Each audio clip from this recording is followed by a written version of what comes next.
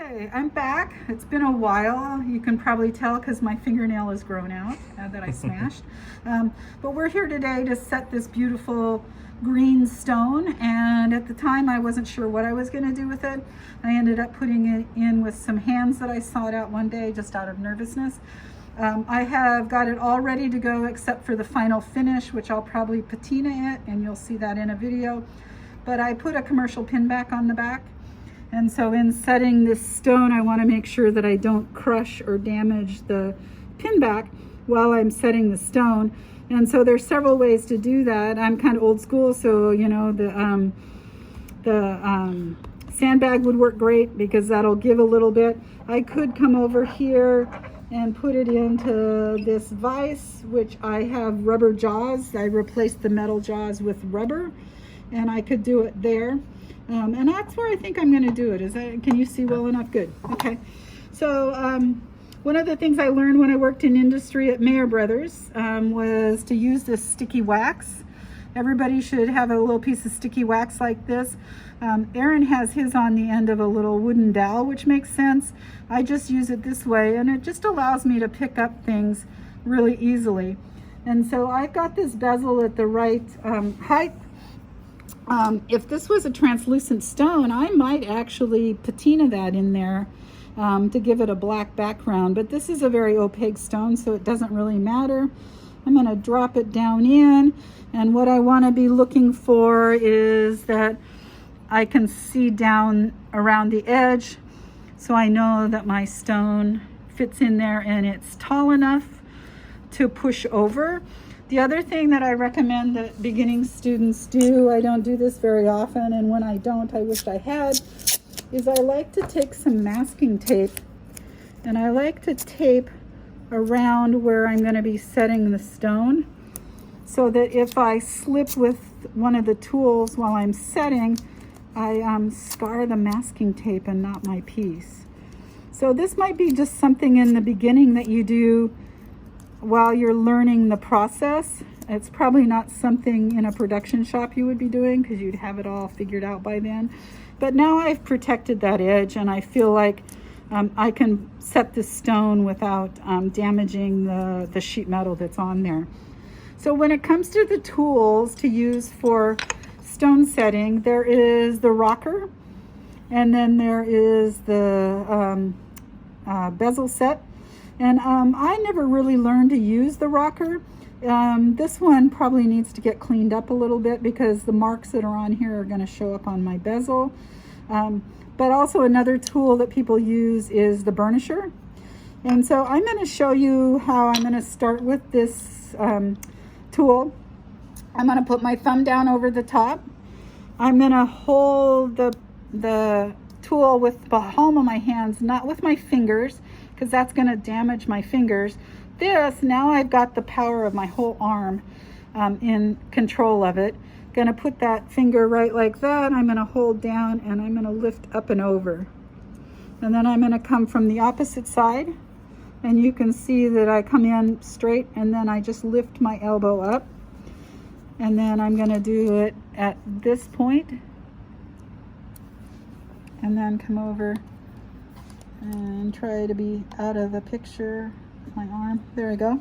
So now this stone is not going to come out, and what I want to do now is I just want to come in and I want to push, and this is the way I do it, which is a little bit slower than using the rocker. But the idea with the rocker is to be able to just go in and work your way around, and you can see I don't use it very often, and now I got that mark on it, and roll it. This is probably a pretty cheap rocker. I would get one that's a little bit thicker on there, but now you can see I've got those marks, and I'm going to have to get out. For me, I think that's because I love the feel of pushing that metal in. That's why I continue to do it the slow way. We're never going to make $1 zillion doing this, so you better love what you're doing. And feeling metal move is an amazing thing. And so maybe this took me 2 minutes longer. If I was doing mass production, I probably would change my attitude. Okay, so with the bezel being at the right height, it's going to hold the stone in place, but it's not going to cover too much of it up, and it's not going to let the stone fall out. And so now at this point, the burnisher works really well. Let's see if I can get in this way. And I'm just going to rub it along. And can you see how it's just shining up my tooling marks and smoothing things out? So my burnisher at home has not a sharp point on it because I don't want to scar anything. So one of the things that you'll be learning in the intermediate class is how to make tools, and you can alter your tools to function the way that you like to have it function. And you can see where I got a little bit of roughness there from that rocker. If the rocker works for you, great. There's always more than one way to do it. So at this point, the stone's not going to come out. I can shake it a little bit. Got a little bit of the wax still on the top that'll come off. And what I like to do at this point, and part of it is because my hands are getting old and tired, is the burnishing takes a lot of effort with my hand. What I like to do is to get it to this point and then take it in on the buffing machine and only use white diamond to buff around this edge, and then that actually will polish and burnish the rest of it down and take it out there. So at this point, I'm going to go ahead and take the tape off. And thinking it looks okay. It's always hard to tell with a foggy mask on. And at this point, I'm going to go in and just buff this edge. Should we go in and do that? I can show you guys. I'm at the white diamond. You do not want to use triple E because triple E cuts really fast and you'll wipe out your bezel. And the triple E might affect your stone. So white diamond is what I go to whenever I've set a stone and I want to refine it. So I've got a white diamond soft buff on here. Gonna turn it on. Gonna add a little compound, and then I'm gonna come in at that angle and just work around, trying not to touch the fingers, not my fingers, but on the piece.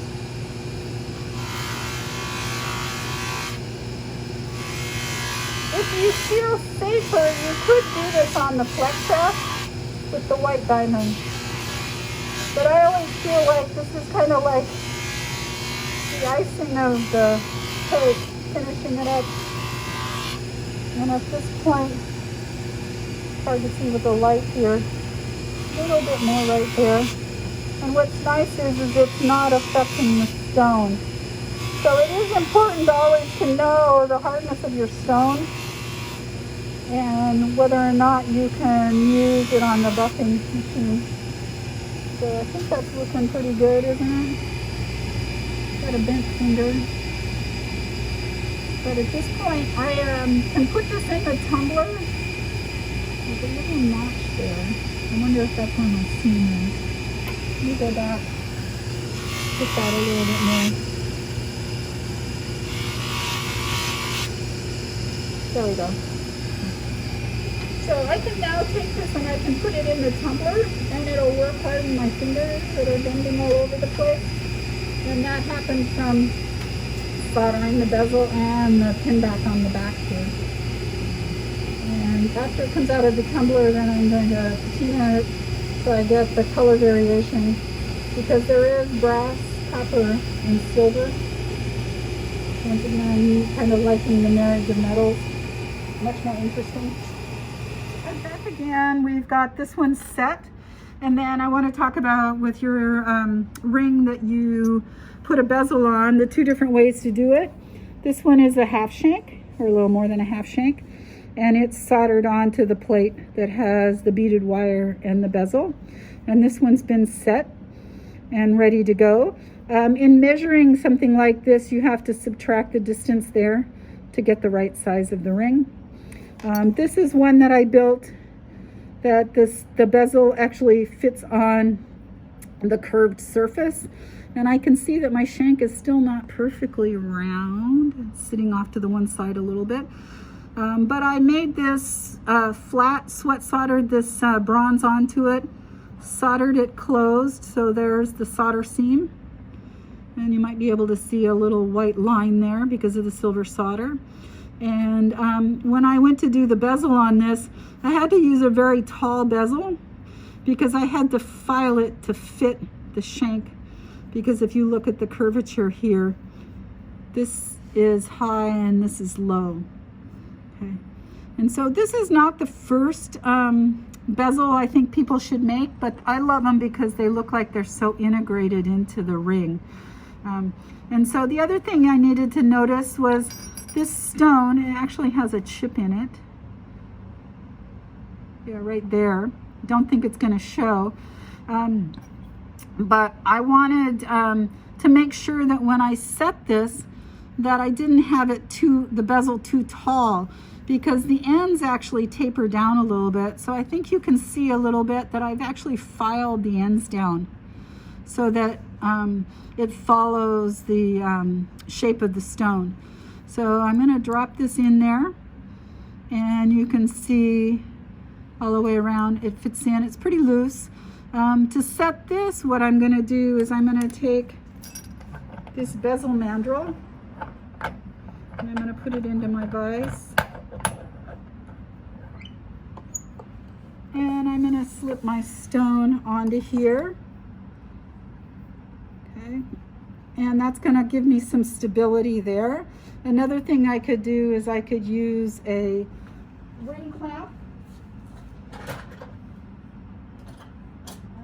So we have two different types of ring clamps. This is the old-fashioned one. It's got the rubber pads. This is a newer version, and it works the same way. It's got little rubber jaws there to hold your ring. If you want to open it up, put it in that way and tighten it down. But the other thing that's nice, if you've got a ring that you're going to be setting stones all the way around it, to be able to have, and this works better with a band ring, but you can open it up and you can also then hold it like that and be able to work all the way around on it if you've got stones to set in there. So these are a little bit more expensive, but I bought one for my studio. I've got both now, but that's really helpful. At this point, I feel like here in the studio, you guys, you need a ring mandrel to make rings anyway, and so if you can, while you're trying to acquire tools, you can use this as a way of holding your ring while you're setting your stone. Challenge with this is pushing these tight cornered ends in. So the first thing I want to do is I want to go in and push up and over, and I'm now thinking maybe this is a little tall. I'm also thinking, why did I not put some tape on it? Because when things go wrong is always when you're doing a demo, which is good for you guys to see that things can go wrong. But okay, so I've got those two ends down, or those two sides down. Now I'm going to come in, and I'm doing that same thing, coming in from the side and lifting up and over, and you can see it's a little bit more challenging to push that edge over. And then I'm just going to very gently creep along, pushing, maybe not even all the way down at first. And this is where having one of those vices that swivels, or something that allows you to work both ways. Can you see that this side opened up a little bit again? So now I'm going to go back in. I always think of the saying, for every action there's a reaction, and so you could see that edge popped open again in the process. Getting that corner to sit down really nice might take a little bit of a more effort, but I'm just going to walk along. The thing you don't want to do is make it scalloped along here. So the burnisher will help correct some of that. But now you can see why I like people to use round or oval stones for their first setting, because you start getting things that have points on them and it's a little bit more challenging. I'm gonna take this off and turn it around so I can work from this side. That's where that swivel vise would have been nice. I've been doing this long enough that it's funny that there's all these new tools that have come in to make things easier, just like every field. And I'm still sticking to the old ways of doing it. Got to change that thought.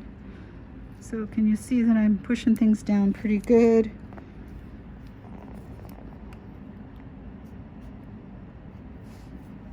And here's where the burnisher can come in handy. I'm going to take my glasses off because I can see better without them close up.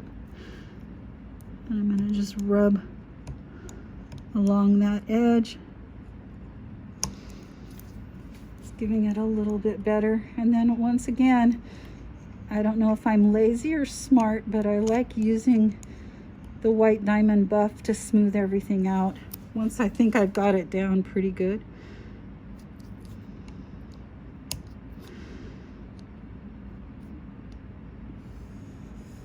But you can see that I had to shorten the ends to be able to make that work. So at this point, I think it's well enough to go in and do the same thing I did with the greenstone and buff around that edge. And then the thing to do is does the stone move? Seems pretty stable. Go ahead and take it off. Did you get a good shot at that? Yeah. Okay. If you brought it to me at this point and said I'm done, I would say no, you're not. You need to go in and just polish that edge. And this is a little sharp here on the ends. So using the white diamond on there also is going to burnish it down and remove any of the tooling lines that are on there.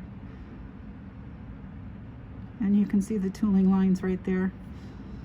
And a burnisher can do that. And like I said, I've gotten lazy because my hands are tired. But when you think about it, pushing up against a buffing wheel on a surface, that's going to smooth it out.